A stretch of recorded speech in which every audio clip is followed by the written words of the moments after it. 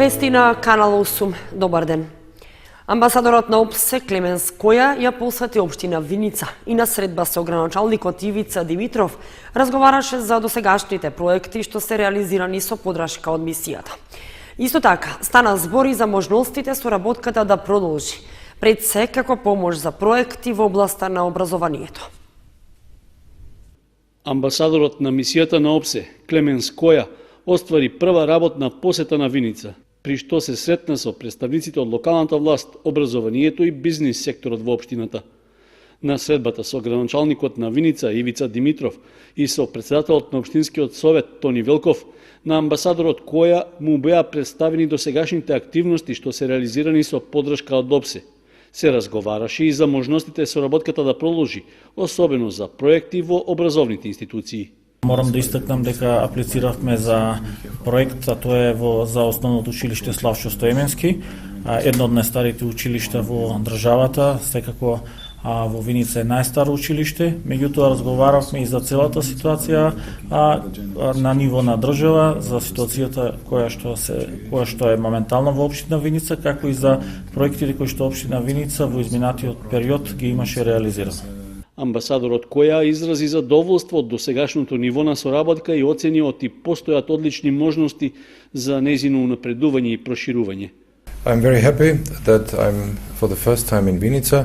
Сакам да го изразам моето задоволство од мојата прва посета на општина Виница по покана од господинот граначалник Димитров. Ние зборувавме за моменталната ситуација во општината, зборувавме за проекти и соработката која општината имала со ОПСЕ и секако ги разгледавме и опциите на кој начин би можеле да продолжиме нашата соработка и во иднина. Во рамки на престојот во Виница, амбасадорот на ОПСЕ ги посети основното училиште Гоце Делчев и гимназијата Ванчо Прке, каде раководителите на образовните институции го запознаа со просторните и други услови. Идејата беше на високиот гостин да му се представат дел од можностите за подршка во напредување на состојбата во училишните објекти, посебно во основното училиште, кое се уште нема соодветна сала за изведување на наставата по физичко воспитување. На крајот од престојот во Виница, амбасадорот Која ја посети компанијата СБВ Ромеро, која како странска инвестиција планира проширување на своите производствени капацитети. Локалната самоуправа на Кочани ќе потроши десетина илјади евра за реконструкција на санитарните јазли во основното училиште Малина Попиванова.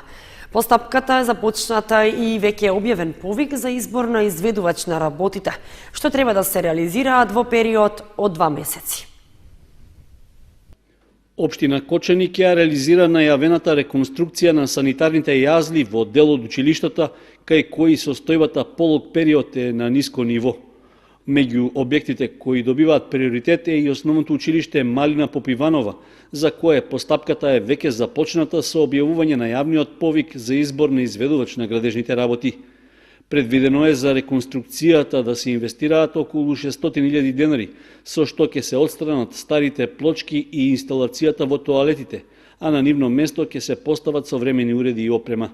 Освен водоводната, ќе се работи на замена на канализацијската мрежа, како и на вратите, а предвидено е и вградување бойлер за топла вода. Започнатите активности за реконструкција треба да се реализираат во што пократок период, со оглед што состојбата со години е непроменета, а забелешка за ова имаше и на последната седница на Советот на општината. Јас кога видов децата во какви санитарни чворови треба да влезат, без врати, без проветрено, тогаш што очекуваме ние од тие? Кои се тие наставници, кои се тие директори, што тоа со години назад го толерира? Го покренувам ова прашање, затоа што сум вџашен од состојбата која гледа во рамките. Не е само тоа во тоа училиште, во сите скоро училишта е таква состојбата и не само на тој план. Ако тоа не го промениме, ако не се грижиме за здравето, првенствено на нашите деца, ние што збориме тука за образование, за изостануци и за ова? Во моментот тече рокот за пријавување на фирмите кои се заинтересирани да работат на реконструкцијата на тоалетите во училиштето Малина Попиванова. Крајниот рок за нивно пријавување е до 11 март. По изборот на изведувачот со кој ќе биде склучен договор, тој ќе има период од 2 месеци да ја заврши предвидената задача, односно кон крајот на оваа учебна година, ова основно училиште да добие комплетно преуредени санитарни јазди. Јавното предпријатие Македонски шуми изразило подготвеност да го преземе управувањето со идното заштитено подрачје на Осоговските планини. За моделот на управување било дискутирано на работилницата, што во изминатите 2 дена се одража во инфоцентарот на Пониква. Паралелно со постапката за прогласување на Осоговските планини за заштитено подрачје, веќе се прави стратегија како тоа би функционирало и би било управувано. Во изминатите 2 дена во инфоцентарот на Пониква се одржа работилница за разгледување на поволен модел за управување со идното заштитено подрачје. На состанокот учествуваа високи представници од Министерството за животна средина и за земјоделство, од општините кои гравитираат кон Осоговијата, од јавното предпријатие Македонски шуми и представници на други институции. Во рамки на работилницата беа презентирани и модели на управување од соседните земји, Република Бугарија и Република Србија, а од присутните експерти беше истакнато дека предпријатието Србија шуми управува со 50% од заштитените подрачја во Република Србија. Исто така, шумарскиот сектор, односно Асоциацијата на паркови во Бугарија, управува со пониските категории на заштитени подрачја. Моделот за управување беше дискутиран со сите клучни страни, а високите представници од предпријатието Македонски шуми изразија подготвеност да се вклучат тие да управуваат со идното заштитено подрачје Осоговски планини. Градоначалниците од регионот се изјаснија дека стојат за овој процес, но заради ограничените капацитети од технички и стручни ресурси, како и ограничените финансиски ресурси, немаат капацитет директно да управуваат. При тоа беше заклучено дека јавното предпријатие Македонски шуми е најпогодната засегната страна на која би можело да и се додели идното управување. Истовремено беше истакната подготвеноста да се прифатат предизвиците и да се дефинира структурата што ќе одговори на задачата, пред се поради површините под шуми на просторот кој административно зафаќа 7 општини. Согласно законските основи, дефинирани се и модел и предлог структура за управување, што ќе биде доработена подетално во наредниот период, заедно со јавното предпријатие Македонски шуми.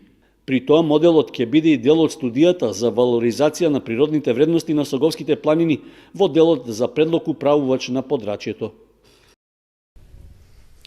Територијална противпожарна единица на Кочани бележи зголемен број на пожари последниот месец. 64 интервенции во месец февруари, што е за 3 пати поголем бројот за разлика од истиот период минатата година. Од единицата уште еднаш со апел до земјоделците да не палат оган на отворено. Продолжува проблемот со палењето на страништата по нивите пред почетокот на пролетната сеидба на оризот. Само во февруари територијалната противпожарна единица на Кочани има извршено вкупно 64 интервенции, што е за 3 пати повеќе за разлика од истиот период претходната година, информираат од територијалната противпожарна единица. За месец февруари имаме 64 интервенции, од кои најголем дел се на отворен простор, а за споредба од лани, за истиот период, 25 интервенции, така за 3 пати е зголемен. Како за пример, пред неколку дена имавме гасење на пожар, каде што во околината имаше 3 викендици кои беа во загрозени. Моравме да интервенираме со неколку возила и повеќе колеги пожарникари, за да ги спасиме истите. Паунов уште еднаш упати апел до сите земјоделци да не ги палат страништата, бидејќи со нивно палење се зголемува ризикот на поголеми пожари кои би можеле да направат посериозни штети. Сакаме да упатиме еден апел до земјоделците по кој знае кој пат, да не ги палат страништа, пошто предизвикуваат општа опасност, како за овоштарници, околни, така и за објекти кои се наоѓаат во тој регион. Инаку, законот предвидува дека доколку се забележи палење оган на отворено, инспекцијските служби може да поднесат прекршочни пријави, според кои е предвидена глоба од 300 до 1000 евра. Патролите кои изминатото лето беа организирани заради превентивно действување, открија неколку подпалувачи на страништа, на кои им се поднесени соодветни пријави.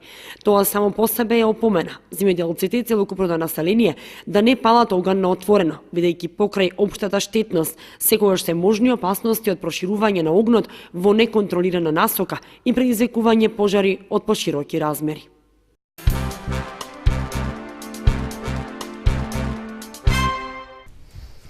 Од Асоциацијата на земјоделци информираат за новините во програмата за рурален развој. За приплоден добиток ќе се аплицира откако ќе се набави, а во делот на директните плаќања, сите земјоделци со посеви од 1 хектар посејани и со различни култури ќе добијат субвенции од 12.000 денари. Ке се менува начинот за аплицирање за добивање на повратни средства од програмата за рурален развој кај земјоделците позната како 50-50. Новина во делот на мерките во сточарството е тоа што сега сточарите кои ќе аплицираат за средства ќе склучат договори со платежната агенција, пошто истите по реализираната инвестиција ќе им бидат кофинансирани. Зголемени се средствата во сточарството за добивање на приплотен добиток кај кравите и овците. Порано сточарите имаа проблеми бидејќи откако ќе набавеа добиток, а потоа аплицираа, немаше доволно средства. Сега поинаку ќе се аплицира, што за земјоделците е позитивна мерка. Вели председателот на Асоциацијата на земјоделци Ефтим Шаклев. По интервенција на самите земјоделци се смени начинот на аплицирање. Сега прво заинтересираните земјоделци, сточари, склучуваат договор со платежната агенција, колку, например, говеда, крави, треба да се набават и колку е вредноста, се склучува договор, се одобрува договор од страна на агенцијата и потоа они ги набавуваат приплодните грла и 50%, тоа е сигурно 50% од вредноста и се враќа нас. Новина во оваа програма и тоа што сега сите земјоделци кои имаат посеви до 1 хектар, без разлика со какви култури се посејани, ќе добијат 12.000 денари, додава Шаклев. Во програмата за директни плаќања оризот е одвоен од останатите култури. На основните од 12.000 денари предвидени се дополнителни субвенции од 18.000 денари по хектар, доколку земјоделецот користи семенски материјал за сеидба. Дополнителни субвенции се предвидени и во производството на сончоглед во зависност од тоа дали површините се наводнуваат. Во делот на останатите мерки од растителното производство пак нема поголеми промени, но има зголемување на субвенциите за одржување на лозовите и овошните насади. Редовна крводителска акција се спроведе во просториите на Општинската организација на Црвен крст Кочани. Собрани 25 крвни единици. Во просториите на Општинската организација на Црвен крст Кочани се спроведе редовна крводарителска акција која се организира секој последен четврток од месецот. Крв даруваа 25 крводарители, информираше секретарот на Општинската организација на Црвен крст Кочани Анета Коцева. Денеска во просториите на Црвен крст на Република Македонија Општинска организација Кочани се одржува крводарителска акција која е во соработка со Институтот за трансфузионална медицина во Скопје. Самата акција денеска започна во 9 часот и ќе трае до 14 часот. Оваа акција е отворена за сите граѓани кои сакаат да даруваат крв. Планираната бројка на реализирани крвни единици за оваа акција е околу 25 крвни единици. Дарувањето крв е од големо значење, а акциите кои што се спроведуваат редовно низ општините се оценуваат како успешни. Тука се одржува редовна крводарителска акција во Црвениот крст во Кочани, така да до сега имаме задоволителен број на дарители, меѓутоа очекуваме да се зголеми како да би се реализирала очекуваната бројка. Има и некои првократни дарители, така да тука секоја сме со одлична соработка со Црвениот крст од Кочани, така да се надеваме дека ќе успееме да реализираме на успешна акција. Општинската организација на Црвен крст Кочани со овие активности успешно го реализира предвидениот план за работа за оваа година. Покрај крводарителски акции се организираат и ПХВ сесии и работилници и други хуманитарни акции.